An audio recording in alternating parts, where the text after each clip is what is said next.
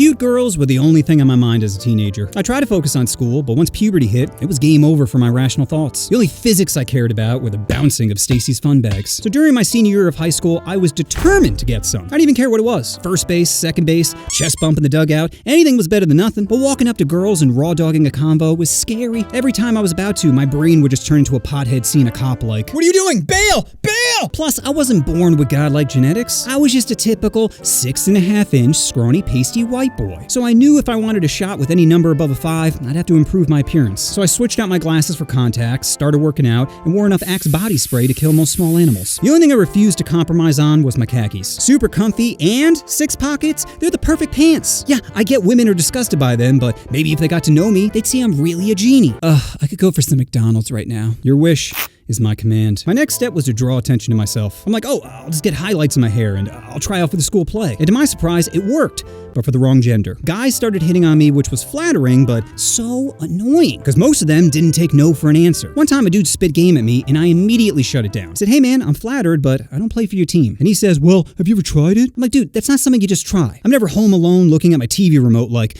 then walking to school the next day like a happy ballerina. Anyway, clearly my strats weren't working, but is a strong motivator, so I wasn't giving up. My next best shot was during our senior class trip to Disney. That's right, for my senior class trip, we went to Disney World. Can you tell I went to an all-white high school? Who needs diversity when you have Space Mountain? They're both dark, make you scream, and end up taking your wallet, but I'd pay to go back to space. Does that joke make sense? Not really, but sounds offensive, and that's kind of what I'm going for. Anyway, the trip was 3 days, and on day 1, my friend Kristen was sending me hard vibes. At first, I thought she was just being friendly, but it became clear she was digging me. Now, prior to this, I just viewed her as a friend, meaning I didn't find her banging. Don't get me wrong, she was cute, but if she was 9 or 10, floaties or not, I'd be diving headfirst into that poon. So I kind of just pretended I didn't know what she was doing, but she began to get more direct. That evening, we were riding the Pirates of the Caribbean ride, and she starts rubbing my leg. My Johnson screaming, "Let me out of here!" I'm like, Jesus, am I about to get a handy at Disney? This pirate ride is about to be rated R. Oh God, I'm so tired. Well, luckily things didn't escalate, because apparently there's a bunch of night vision cameras all around the ride. Could you imagine the ride shuts down, lights turn on as an overhead announcement says, "Ma'am, please remove your hand from his peg leg." Fast forward to later that evening, and I'm back in the hotel room chilling with homies. They're like, "Bro, you trying to smash?" I'm like, I don't know. I love Kristen as a friend, but I don't know if I feel the same way. Then my buddy Sean is like, "Why don't you just be friends with benefits?" Which at the time seemed like a great idea, not realizing friends with benefits never works. One or both people end up developing feelings, and your relationship will eventually crumble faster than Jonathan Major's career. But being a dumb kid, I'm like, I can make it work. Generations of men have tried and failed, but my 17-year-old brain had it all figured out. So the next day I meet up with Kristen and immediately felt conflicted, because part of me was like, I really don't want to ruin our friendship.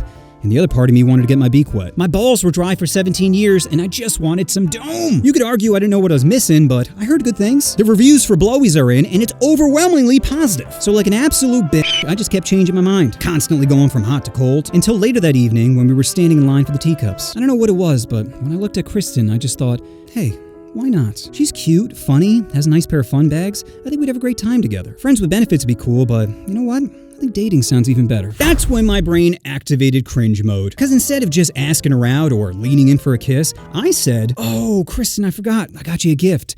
And it's in my mouth." Then painfully walked forward to kiss her. Not lean in. No, I was at least 3 steps away, letting the cringe really set in before locking lips with her. And since I never kissed before, I had no idea what I was doing. I just started throwing my tongue around like a quadriplegic trying to breakdance. Also, keep in mind, we're still standing in line for the teacups. So after a few seconds of tonsil hockey, a disgusted mother taps me on the shoulder telling me the line is moving. And this happened multiple times. Each time she just looked more and more appalled. But I didn't care. To go from never kissing to kissing was incredible. It's like my happiness quotient turned to a new level of Super Saiyan. Like I didn't know there was a level beyond. Unfortunately, my dumb male brain decided to ruin the moment. You see, guys are compelled to do certain things. We all clean dirty toilets with our pee, we all smell our hand after scratching our balls, and we all go top speed on the teacups. So once we got in the ride, my homies and I are just spinning the heck out of it, not thinking of any possible consequences. Once it was over, we all felt crazy nauseous. Luckily, everyone was able to hold it down.